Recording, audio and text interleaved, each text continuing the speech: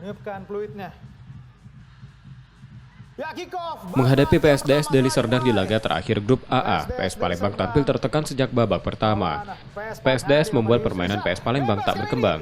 PS Palembang kebobolan setelah PSDS lewat Yusrizal Muzaki mencetak gol menit 17. Saat injury time babak pertama, Diki Yudhistia berhasil menjebol gawang PS Palembang, merubah kedudukan menjadi 2-0 untuk PSDS menutup babak pertama. Di babak kedua, PS Palembang masih kesulitan mengembangkan permainannya. PSDS memperlebar keunggulannya lewat gol Muzaki Yudhistia menit 85 dan gol keempat dicetak Hanbal menit 88.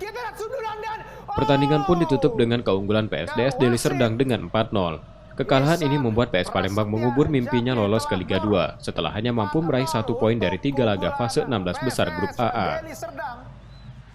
Nurul Muhammad, Kompas TV, Palembang, Sumatera Selatan. Mereka sangat baik sepanjang Liga 3 musim ini dan semoga